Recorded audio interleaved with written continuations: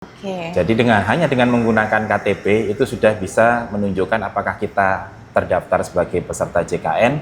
Bahkan untuk keaktifannya juga bisa dilihat melalui KTP. Dari rumah sudah bisa mulai mengantri lewat mobil JKN, sehingga nanti akan ada jadwalnya kira-kira jam berapa saya harus ke sana, sehingga untuk ngantrinya nggak terlalu lama di Paskes. Nah, rehab itu untuk peserta mandiri yang memiliki tunggakan, tetapi karena tunggakannya mungkin cukup besar ya, 2 tahun misalkan, terus kemudian saya ingin mencicil, jadi tidak langsung dibayarkan seketika, nah bisa melalui program rehab.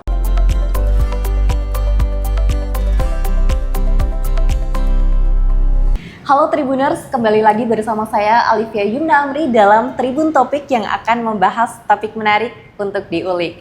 Sebelumnya gimana nih kabar Tribuners nih? Semoga selalu dalam keadaan sehat dan berbahagia dimanapun Tribuners berada ya.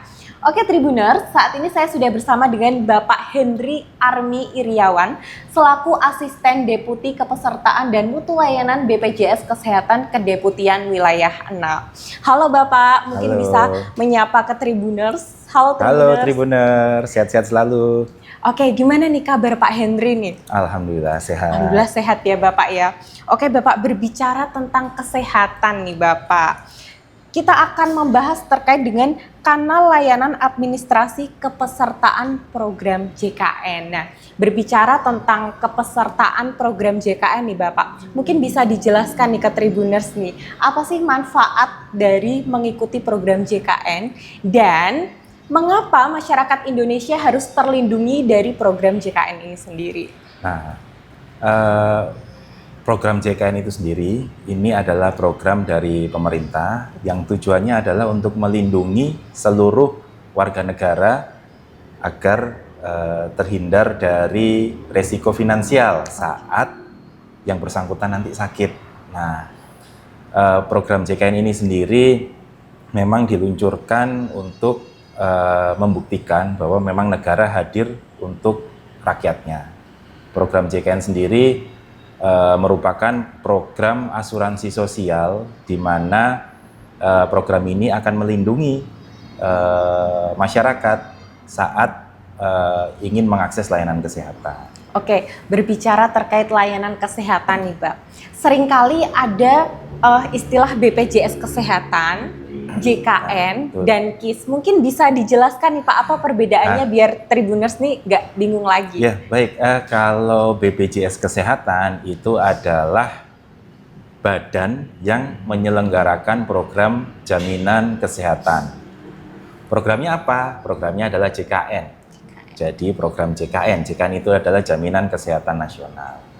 Terus identitas apa yang bisa dipakai untuk sebagai bukti bahwa kita memang peserta JKN? Nah, itu dulu ada yang namanya KIS, Kartu Indonesia Sehat.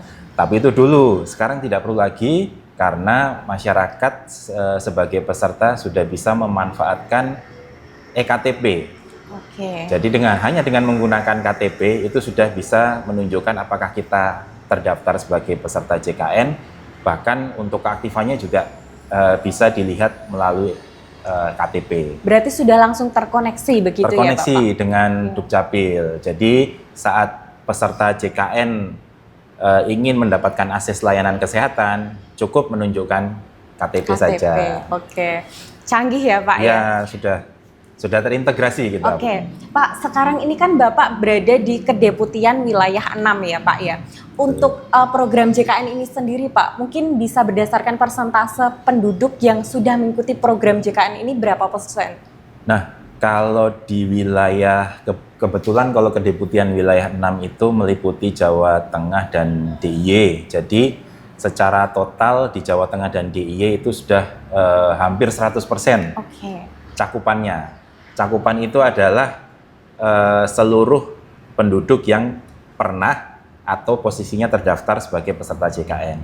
Di antara 98 itu yang aktif secara total itu baru 75%, kurang lebih 75%. Artinya memang masih ada peserta yang pernah terdaftar tapi posisinya sekarang nonaktif. Oke, Seperti itu. berarti dari 25% ini tadi ya Pak ya, mungkin Tribuners yang belum terdaftar dan sudah mengetahui manfaatnya mungkin ingin mendaftar, kira-kira bagaimana caranya ini Pak? Nah, kalau Tribuner sudah tahu posisinya sebagai peserta JKN kemudian statusnya nonaktif, maka kita lihat ada beberapa segmen kepesertaan. Ada segmen yang penerima bantuan iuran, artinya iurannya dibayarkan oleh pemerintah pusat.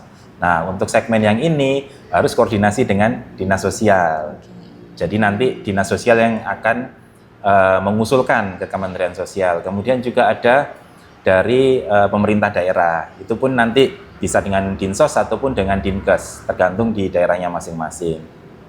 Kemudian ada segmen pekerja. Nah, kalau segmen pekerja tentunya bisa konfirmasi ke si pemberi kerja, HRD-nya masing-masing. Peserta pekerja itu bisa saja dari PNS atau swasta.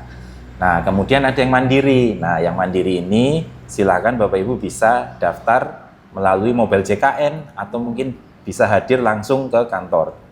Tapi yang paling mudah memang via mobile JKN. Mobile JKN lebih praktis, Ya, lebih dan praktis. Gen Z banget ya Pak Gen Z ya. banget, bisa dilakukan di mana saja sambil ngafe. Sambil ngopi. Sambil ngopi-ngopi Oke bisa. Pak, tadi kan ada mobile JKN ya Pak ya. Mungkin bisa dijelaskan lebih lanjut nih Pak. Sepertinya BPJS Kesehatan ini punya banyak sekali fasilitas layanan ya Pak. Apa Iya, saja nih? Betul. Selain mobile JKN sebenarnya ada Pandawa, kemudian kami juga ada BPJS keliling. Jadi ada mobil kami yang keliling kadang-kadang ke puskesmas, ke desa, tergantung jadwal yang sudah ditetapkan di masing-masing kantor cabang.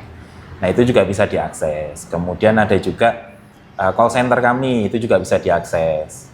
Apakah semuanya itu 24 jam atau mungkin ada jam operasionalnya Pak? Kalau aksesnya 24 jam, tapi kalau khusus kayak seperti Pandawa itu mungkin akan direspon di jam kerja. Tetapi kalau yang mobile JKN itu 24 jam. Oke, berarti satset banget nih ya Satset, Pak ya. iya. Oke Pak, terus tadi kan ada banyak sekali fitur layanan ya Pak ya, baik itu online maupun offline. Iya.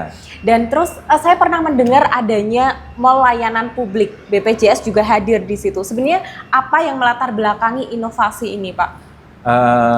Kalau mall pelayanan publik itu kan memang dari pemerintah daerah inisiasinya. Jadi biasanya masing-masing pemerintah daerah memiliki mall pelayanan publik, di mana di situ ada banyak sekali instansi yang melayani masyarakat. Nah, untuk itu kami juga menempatkan beberapa petugas kami di sana, sehingga saat masyarakat ingin mendapatkan layanan, jadi satu pintu bisa mendapatkan beberapa macam layanan. Jadi memang tujuan kami untuk lebih mempermudah masyarakat dalam mendapatkan pelayanan terhadap BPJS Kesehatan.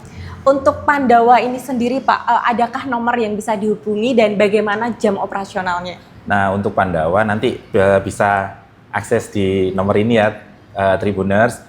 Untuk jam layanannya bisa diakses 24 jam. Cuma mungkin untuk beberapa respon hanya bisa direspon nanti di jam kerja. Oke. Nah, Pak, dari banyaknya fitur layanan BPJS ini ya, Pak, apa sih yang menjadi favorit masyarakat, Pak? Nah, kalau favorit mungkin mobile JKN, Mbak. Karena mobile JKN ini selain untuk administrasi kepesertaan, misalkan pendaftaran, kemudian ganti vaskes atau rubah data, bisa juga untuk melakukan pendaftaran atau antrian pendaftaran di fasilitas kesehatan. Jadi peserta tidak perlu datang langsung kemudian antri di sana, tapi dari rumah sudah bisa mulai mengantri lewat mobile JKN, sehingga nanti akan ada jadwalnya kira-kira jam berapa saya harus ke sana, sehingga untuk ngantrinya nggak terlalu lama di vaskes. Jadi lebih fleksibel, efektif dan efisien ya Pak? Efisien tentunya. Oke. Nah ini Pak, terus ini pertanyaan yang terakhir nih, mungkin ada pesan nggak nih untuk Tribuners terkait dengan program JKN ini sendiri? Untuk Tribuners tentunya Tribuners harus selalu memastikan keaktifan dari kepesertaan JKN yang dimiliki oleh para Tribuners. Karena apa? Karena itu nanti akan sangat memudahkan Tribuners dalam mengakses layanan kesehatan karena kita tidak tahu kapan kita membutuhkan layanan kesehatan itu. Oke, berbicara tentang layanan kesehatan ini tadi Pak, ada mobile JKN. Apakah ada fitur terbaru nih Pak di menjelang tahun 2026 ini? Fitur terbarunya sebenarnya di tahun ini tuh fiturnya sudah komplit, tapi ada beberapa yang misalkan ada rehab. Okay. Nah, rehab itu untuk peserta mandiri yang memiliki tunggakan, tetapi karena tunggakannya mungkin cukup besar ya, 2 tahun misalkan, terus kemudian saya ingin mencicil, jadi tidak langsung dibayarkan seketika, nah bisa melalui program rehab, itu salah satu fiturnya. Juga ada fitur bugar. Bugar itu fitur yang dikoneksikan dengan smartwatch, jadi nanti di situ juga akan terdeteksi aktivitas kita seharian. Kondisi tubuh juga ya Pak. Nah tuh Tribuners, ada banyak sekali manfaat ketika Tribuners bergabung dalam program JKN ya Pak. Sebelumnya terima kasih Pak atas informasi dan waktunya terkait program JKN. Oke Tribuners, itu tadi banyak sekali manfaat yang bisa didapatkan oleh Tribuners saat bergabung pada program JKN.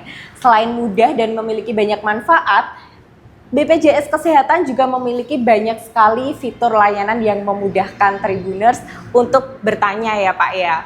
Nah, untuk Tribuners jangan lupa follow akun Instagramnya BPJS Kesehatan untuk mendapatkan update informasi terbaru di @infojknjateng.diy.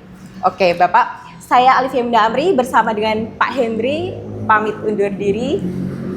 Dah.